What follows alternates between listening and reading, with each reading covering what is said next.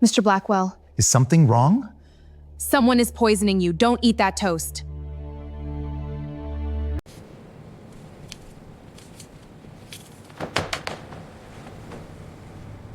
Zoe, you're up late. 4 years of college tuition, and you're telling anyway? Why? Because my silence isn't for sale. Smart girls know the difference between an exit and a wall, Zoe. 4 years of tuition is an exit. The other option. To the future. Actually, this dinner isn't a celebration. It's a conclusion. Sometimes the enemy is right in front of us, and we don't even realize it. Greed and money can become carefully planned traps. This story shows how wealth blinded a billionaire's wife and led her down a dangerous path. But it also honors a young black girl who had the courage to speak out and stand against evil. The most surprising and compelling moments are waiting at the end of the story. Let's begin, and don't forget to subscribe to the channel.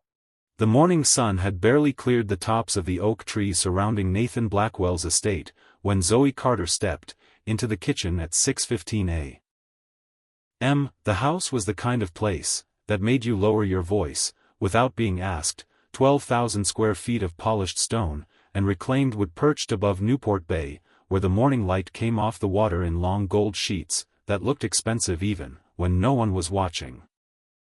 Zoe was 18. Dark brown skin, small-framed but quick the way people get when they've had to move fast their whole lives.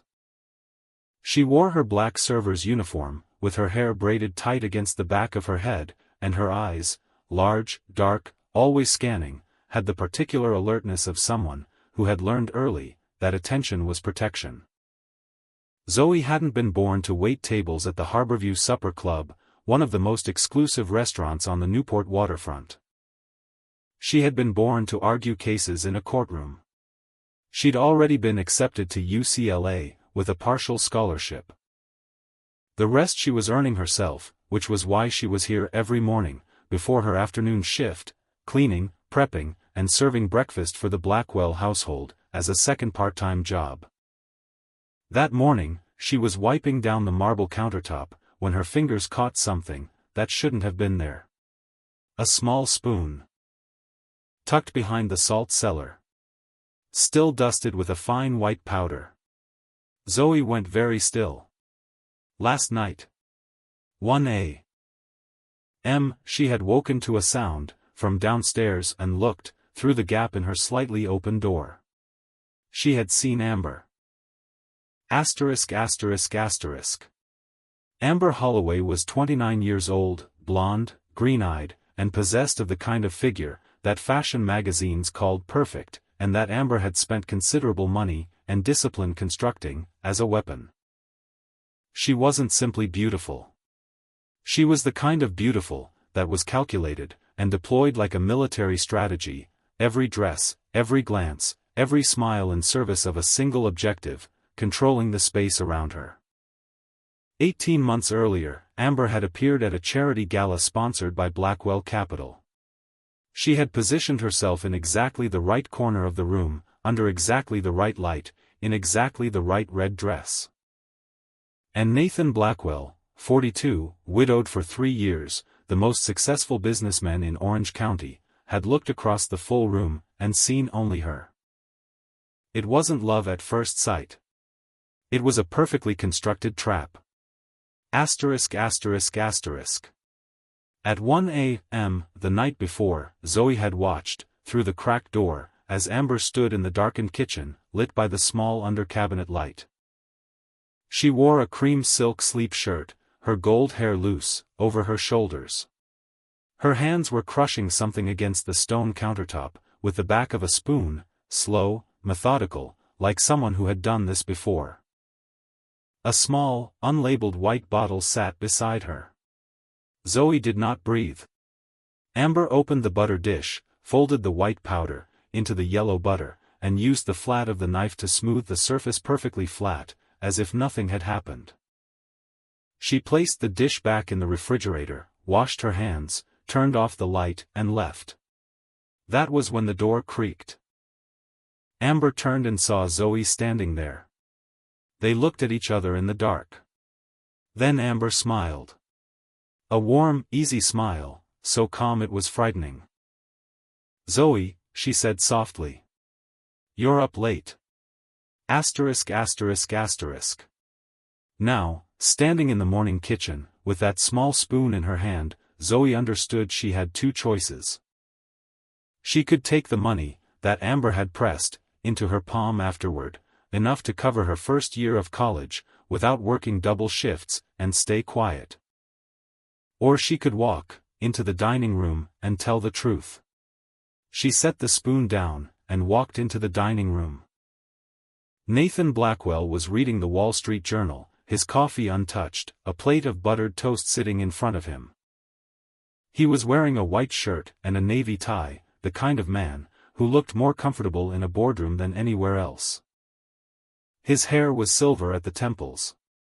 His gray eyes were sharp, but carried something private, a loneliness that money couldn't touch. "Mr. Blackwell," Zoe said. He lowered the paper and looked at her. "Zoe. Is something wrong?" Zoe stood straight. Her voice did not waver. "Someone is poisoning you. Don't eat that toast." Asterisk asterisk asterisk. The dining room went perfectly silent.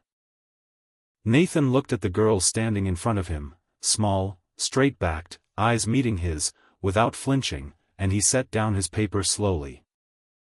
"What did you just say?" "Last night I saw Miss Holloway in the kitchen," Zoe said. 1 a.m. She was crushing pills, and mixing them, into the butter. Then she smoothed it flat, so no one would know. "That butter is on your plate right now." Nathan didn't laugh. But he didn't believe her immediately, either. "Are you certain? Could it have been supplements? Vitamins?" "The bottle had no label," Zoe said. "And she saw me." Nathan paused. "She saw you. And then what?" Zoe reached into the pocket of her uniform, and placed an envelope on the table in front of him. "She gave me this. She said if I stayed quiet, she'd pay my full tuition, all 4 years. Nathan looked at the envelope. He didn't open it. "4 years of college tuition," he repeated quietly. "And you're standing here telling me anyway?" "Yes." He studied her for a long moment. "Why?" Zoe didn't hesitate. "Because my silence isn't for sale, when buying it means someone gets hurt. I don't care how much money is in that envelope." Nathan did not eat his breakfast that morning. He also did not confront Amber. He poured himself a second cup of coffee, reopened his newspaper, and gave no outward sign that the ground had shifted beneath him. That was a skill it had taken him 20 years to perfect. In boardrooms, when opponents thought they had won, Nathan Blackwell didn't react. He observed. When Amber came downstairs in a cobalt-wrapped dress, trailing Chanel No. 5, and kissed his cheek, with the easy warmth of a woman, with nothing to hide, Nathan smiled. "You're not eating," she said, nodding at the untouched toast. "Not hungry this morning. I scheduled a doctor's appointment for this afternoon. My heart's been doing something strange." Amber turned from the counter to look at him. Just for a second. Nathan saw it, a flash of something in those green eyes, bright and hungry, gone before anyone else would have caught it. "You didn't mention this sooner," she said, stepping toward him, placing her hand over his. "You work too hard." "I've been saying it for months." "You've been right," he said quietly. She leaned down and kissed his forehead. "I'll make you something light tonight. Your heart needs rest, not stress." "Thank you," he said. When she left the room, Nathan set down his coffee, and stared at the middle distance for a long time. In the kitchen doorway, he could see the edge of Zoe's uniform as she cleaned the counters. He thought, "She has been kissing me good morning, while planning my funeral. She has been touching my hand, while timing my death." He picked up his phone, and called Marcus Webb. Marcus Webb was 42 years old, black, built like someone who had spent his career climbing stairs rather than riding elevators, broad-shouldered, deliberate, with the patient eyes of a man who had watched people lie for 20 years and was no longer surprised by any of it. He was the best private investigator in Orange County, the one that major law firms called when they needed someone who could find the truth without leaving footprints. Marcus didn't say much. He observed. And he was almost always right. 12 years earlier he'd been a detective with the Newport Beach PD, before a politically charged case taught him that truth and the system didn't always travel the same road. After that, he'd gone his own way. "I need a sample analyzed today," Nathan said, his voice as even as if he were ordering office supplies. "And I need the kitchen security footage from last night. Midnight to 2 a.m., what are we looking for in the sample?" "Beta blockers. Cardiac medication. Anything capable of causing heart failure slowly, in small repeated doses." A pause on the line. "Where's the sample from?" "The buttered dish on my breakfast table," Nathan said. "The one my fiancée prepared last night." Marcus Webb did not ask another question. That was why Nathan paid him twice the market rate. ****. The lab results arrived at 11 that night. "Metoprolol succinate," Marcus said when Nathan picked up. "Concentration is 8 times the standard therapeutic dose. Administered daily over several months to an otherwise healthy person, it would produce progressive cardiac arrhythmia, chronic fatigue, and ultimately heart failure. The death would look like the natural consequence of chronic stress. Clean. Untraceable unless someone was specifically looking." Nathan sat in the dark of his office and listened without interrupting. "How long has the camera footage been storing?" 30 days. "I've been through all of it. She's done this at least 4 times in the past month. Same hour, same kitchen, same method. She's been practicing. 4 times. In 1 month. He had eaten breakfast every single morning not knowing." "There's something else," Marcus said. "Life insurance policy. $8 million. Amber Holloway, sole beneficiary. Signed 4 months ago." Nathan closed his eyes. 4 months ago was when Amber had first started insisting on making breakfast herself. Said she enjoyed it. Said it was her way of taking care of him. "And the company," Nathan said. "Still digging. But there's a shell company, Summit Advisory Group LLC, registered in Delaware 3 months ago. No real office, no employees, but money moves through it steadily.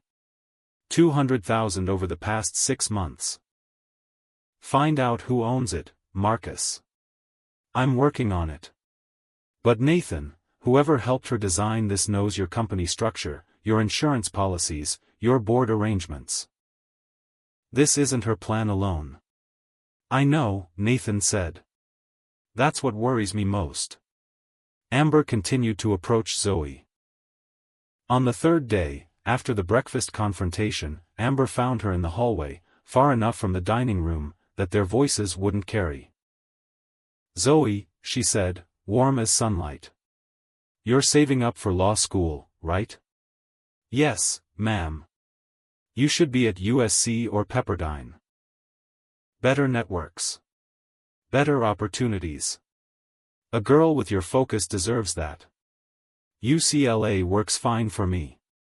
Amber held her gaze, and shifted tactics, lowering her voice to something that sounded almost like confession.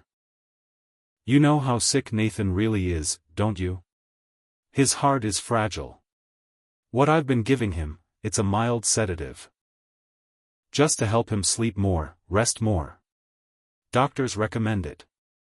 Sedatives don't need to be hidden in butter," Zoe said. Silence fell between them like a wall. Amber looked at her for a long moment. When she spoke again, her voice was still quiet, but carried a cold edge underneath the warmth, the way ice forms under smooth water. Smart girls know the difference between an exit and a wall, Zoe. 4 years of tuition is an exit. The other option. She didn't finish the sentence. She didn't need to. Zoe didn't move. Didn't look away. I understood you the first time, she said. And my answer is the same. Amber studied her for another second, then smiled, that easy, terrifying smile, turned, and walked away. The scent of her perfume lingered like the echo of a threat. Zoe stood alone in the hallway, her heart running faster than her face showed.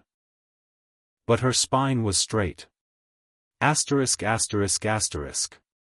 That same night, Marcus Webb called Nathan, with information that required him to sit down. Mia Torres. Your other server. What about her? She called Amber Holloway last night. 17 minutes. And this morning, $5,000 was deposited into her account from an anonymous transfer. Nathan was quiet. What did she tell her? I don't have the call content yet. But it's not good. Nathan found Zoe before she went to sleep that night. We have a problem with Mia, he said. Zoe stood very still. He watched something move through her face, not surprise. Something older than surprise. How much does she know? Zoe asked. Enough. Amber may know now that you warned me. Zoe sat down slowly.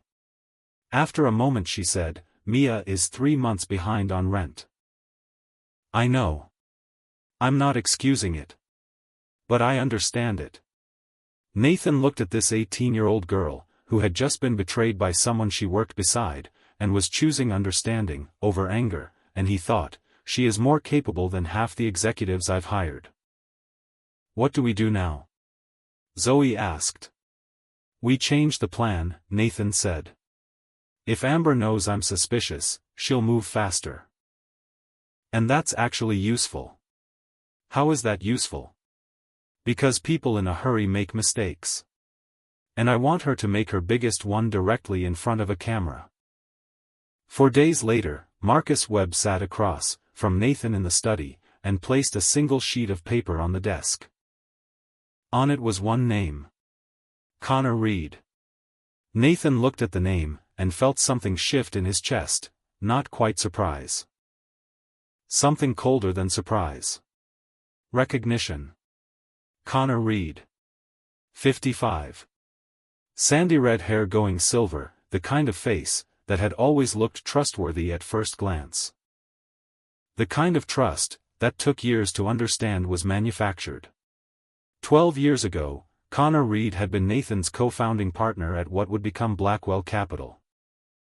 They had started with nothing, 2 men, 1 vision, 18-hour days, and the belief that they were building something that would last. They had disagreed about what that meant. Connor wanted fast money, fast exits, short positions. Nathan wanted to build institutions. The argument had grown, until Nathan bought Connor out for $30 million, and showed him the door. $30 million and a door. Apparently that wasn't the end of it. How did they meet? Nathan asked. Amber worked at a high-end spa in Laguna Beach 6 years ago. Reed was a regular client. What I found suggests this isn't a romantic relationship, it's a business arrangement. He trained her. Paid for the clothes, the education, the image. She became his instrument for reaching men like you. The charity gala where we met. Reed was on the guest list. He still has relationships with several of your board members. Nathan stood and walked to the window. Below, the bay was silver, and still in the late afternoon light. He had built something, an institution, a legacy, and an old partner was trying to dismantle it by scheduling his death, through a woman he had trusted, with his mornings. There's more, Marcus said. When you die, and they've been planning for it, as a certainty, Summit Advisory Group is positioned to assume control of 34% of Blackwell Capital's shares, through a legal instrument Reed has been quietly preparing. Amber takes the $8 million in life insurance. Reed takes the company. Nathan turned back from the window. She doesn't know that part, does she? Marcus tilted his head. I don't think she knows she's a secondary beneficiary. She thinks she's the architect. She doesn't know she's also the fall guy. That, Nathan said slowly, is something we can use. Nathan played his role more convincingly, with each passing day. He walked slightly slower. He held the banister on the stairs. Twice at dinner he pressed 2 fingers lightly to his sternum, with the expression of a man cataloging discomfort. Amber noticed everything. Her concern was impeccable. That was the frightening thing. She performed care, with the same precision she'd applied to every other part of this plan. On the 5th morning, Amber set a glass of orange juice in front of him. I've been thinking about adding some additional supplements to help your heart, she said, her voice soft with warmth. She turned to Zoe, who was standing near the counter. Zoe, come here a moment. I'll show you what to add to his juice each morning, so it's consistent even when I'm not around. Zoe crossed the kitchen. She stood beside Amber, and watched as Amber opened the small unmarked bottle, and shook 2 white tablets into her palm. 2 of these, every morning, Amber said. They dissolve quickly. He won't even taste them. She looked at Zoe expectantly. Held the tablets out. Go ahead, she said. Drop them in. In the planning sessions, with Nathan and Marcus the night before, they had prepared for exactly this moment. Zoe had 2 vitamin C tablets in the pocket of her apron, identical in size, and color to a metoprolol tablet at a glance, and safe to consume. The camera mounted in the corner of the kitchen, one of 3 Marcus had installed 4 days earlier, was recording every second, from 3 angles. Zoe took the tablets from Amber's palm. Dropped them into the orange juice. At the same time, her other hand slipped the 2 real tablets into her apron pocket. The tablets in the juice were vitamin C. The tablets in her pocket were evidence. Perfect, Amber said, picking up the glass, and carrying it to Nathan. Drink up. It'll help your heart. Nathan looked at the glass. Then at Amber. Then at Zoe, for just a fraction of a second. You know what, he said easily, can you grab my phone, from the living room? I left it on the sofa. Of course, Amber said, and turned to walk out. The moment she cleared the doorway, Nathan stood, carried the glass to the sink, poured it out, rinsed the glass, and refilled it, from the fresh carton in the refrigerator. He returned to his seat, and was leaning back, when Amber returned, with his phone. Here you go. Did you drink it?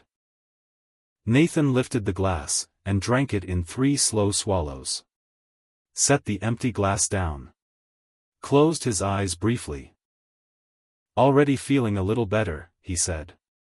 Amber smiled. And for the first time, since this began, he watched pure satisfaction move across her face, before she contained it. She believed it was working. Asterisk asterisk asterisk. That afternoon, Marcus appeared at the side entrance, with the lab results on the 2 tablets, from Zoe's apron pocket. Metoprolol succinate, he confirmed. Same compound as the butter. Same elevated concentration. And the camera footage? Marcus opened his laptop, and turned it toward Nathan. 3 angles. Amber shaking the tablets from the unmarked bottle. Amber handing them to Zoe. Zoe dropping what appeared to be the tablets, into the glass. Amber carrying the glass to Nathan. No jury in the country misreads this, Marcus said. Not yet, Nathan said. I want her to say it. On audio. I want her to describe the plan, describe the timeline, describe Connor Reed. I want everything on record before we move. Marcus looked at him. You're going to let this go one more day. One more day, Nathan said. Then we end it. Nathan called Connor Reed the following morning. Connor. His voice was warm and tired, the voice of a man reaching out, because he was running low on time. It's been too long. I've been dealing with some health issues. I'd like to sit down with you, catch up, talk about the future of the company. Would you come to dinner tonight? Connor Reed accepted the invitation in under 3 minutes. By 6 p.m., Marcus Webb and 2 plainclothes Newport Beach detectives were parked 1 block from the estate, listening through a court-authorized audio feed. A judge had reviewed the lab results, the camera footage, and the financial records that afternoon and had signed the warrant in 40 minutes. At 6:45, a black car rolled through the gate. Connor Reed stepped out wearing a navy blazer, and the expression of a man arriving at his own coronation. His footsteps on the stone path had the weight of someone who believed he already owned this place. Zoe opened the front door. Good evening, sir. Reed looked at her the way certain men look at furniture, briefly, and without curiosity, and walked inside. Zoe closed the door, and gave the smallest nod toward the camera in the hallway corner. Dinner moved slowly through its opening acts. Wine was poured. Steak and roasted vegetables were served. Amber sat beside Nathan, with her hand resting near his, the picture of loving concern.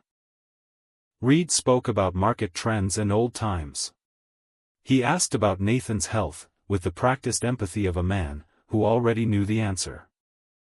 Then Nathan set down his fork. I want to be direct with you both, he said. My health is not improving. If something happens to me, the company will be in chaos. I want Connor in a position to support Amber, to help manage the transition. I trust both of you. Something moved behind Reed's eyes. Not gratitude. Satisfaction, slow and deep. He lifted his wine glass. That's a significant responsibility, he said. But of course. For you, Nathan. Amber reached over and touched Nathan's hand. Her eyes were filmed, with the right amount of emotion. To the future, Reed said, raising his glass. Nathan raised his glass. And set it back down without drinking. Actually, he said, and his voice was different now, quiet and precise, stripped of warmth, I'm not going to drink to that.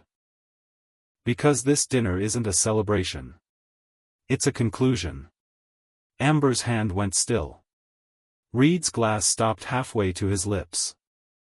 Nathan looked at both of them, with eyes that had been waiting for this moment for 2 weeks. Summit Advisory Group LLC, he said. Delaware. Registered 3 months ago. 34% of Blackwell Capital's shares, waiting to transfer, upon my death, through a legal instrument you've been preparing quietly for 6 months, Connor. An $8 million life insurance policy naming Amber as beneficiary, signed 4 months ago, the same month she started insisting on making my breakfast. Metoprolol succinate in my butter. Metoprolol succinate in my orange juice this morning, handed to Zoe, who had the presence of mind to pocket the Rayol tablets, and substitute safe ones instead. The table was silent enough to hear the bay outside. And, Nathan continued, a 17-minute phone call between Amber and a member of my staff, after which $5,000 moved into that person's account. Because you decided that a second layer of insurance was worth the additional cost. Reed set down his glass carefully. Nathan.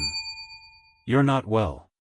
You're interpreting things. Nathan pressed the small remote in his jacket pocket.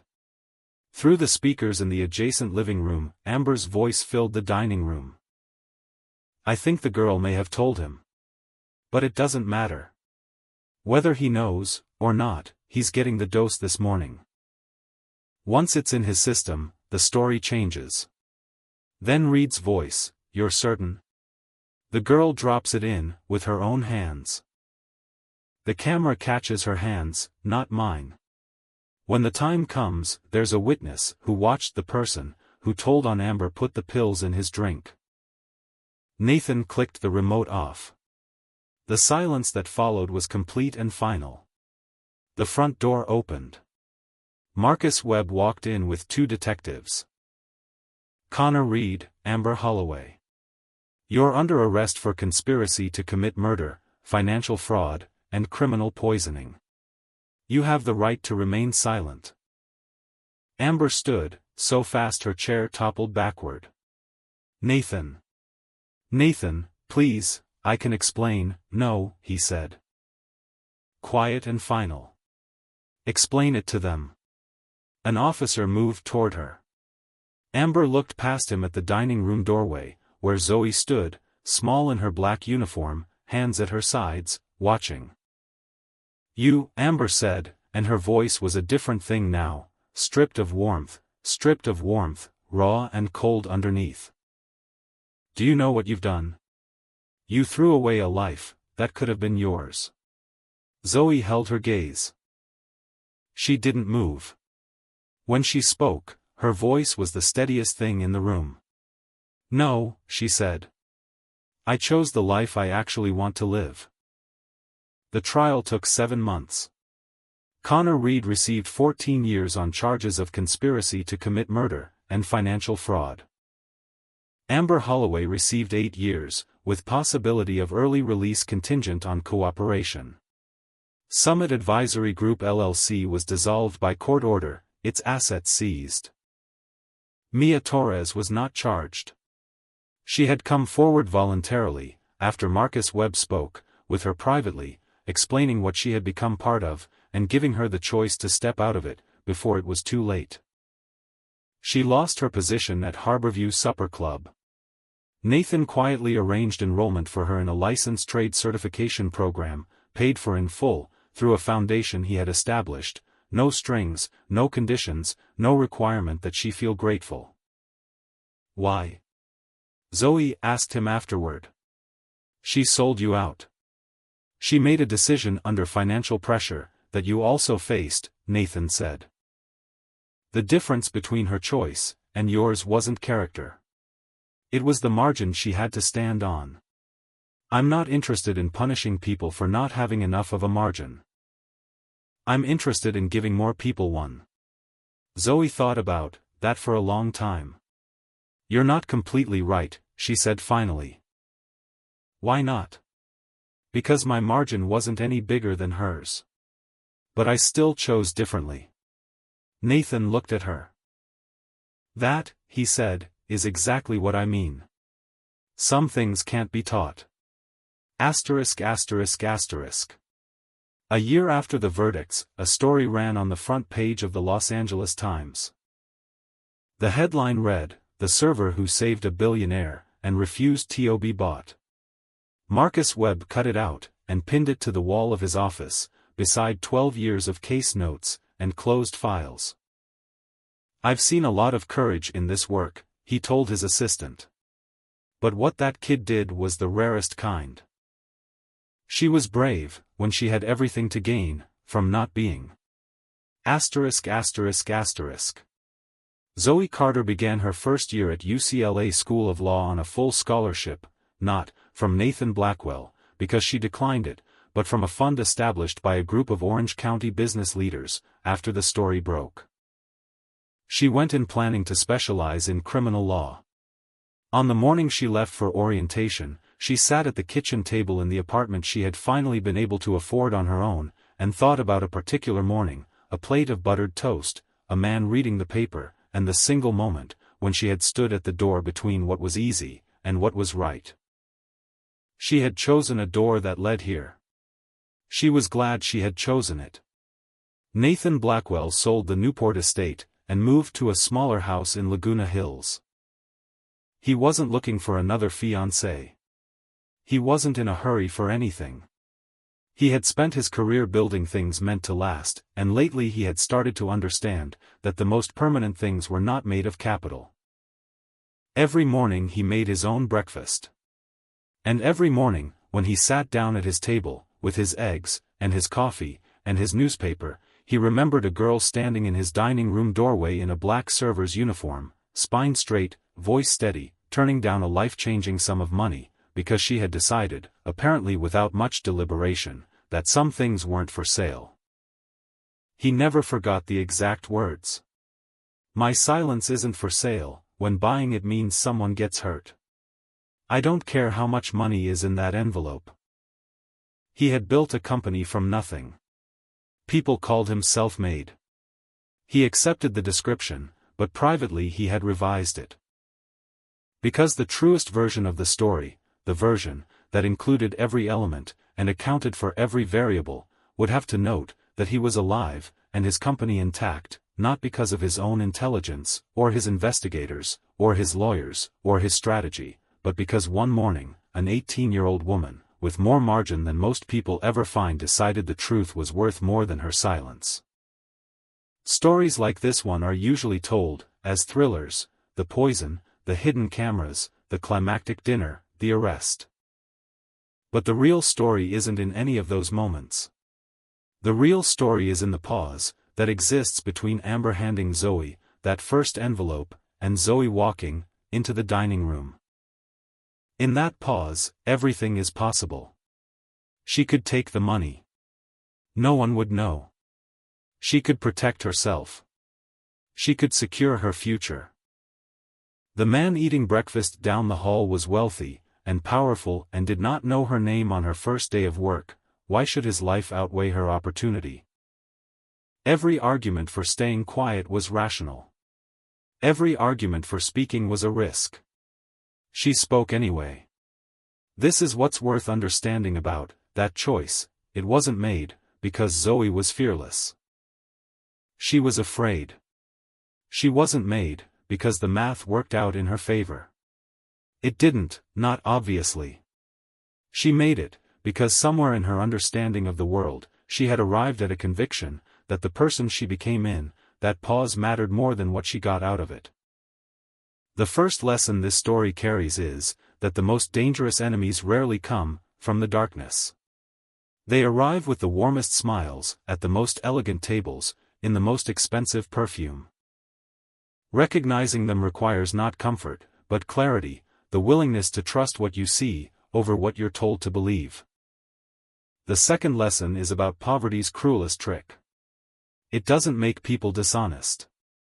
It makes honesty expensive. Mia Torres didn't take the money because she was weak. She took it because $5,000 solved the problem that had been suffocating her. Any serious accounting of that choice has to ask what kind of society creates conditions where staying silent about a murder feels like the practical option. The third lesson is the one Nathan learned in the hardest possible way: success provides no immunity against the people who want to take it from you. Intelligence, wealth, and strategic skill are valuable. They are not sufficient. They do not protect you from the person who knows when you wake up, what you eat, and when you're alone. What protects you, the only thing that does, is the person sitting across the table who has decided that what you're worth is not measured in the price of their silence. And the final lesson, perhaps the most expensive to learn: power doesn't belong to the person with the most. That morning in Newport Beach, the most powerful person in that house wasn't the billionaire at the table, or the woman who had spent 18 months planning his death, or the seasoned investigator with 20 years of experience, or the lawyer with a corner office in Century City. It was an 18-year-old girl in a black server's uniform, standing in someone else's kitchen, holding a choice that could change everything. She chose correctly. Not because it was easy. Not because she was certain.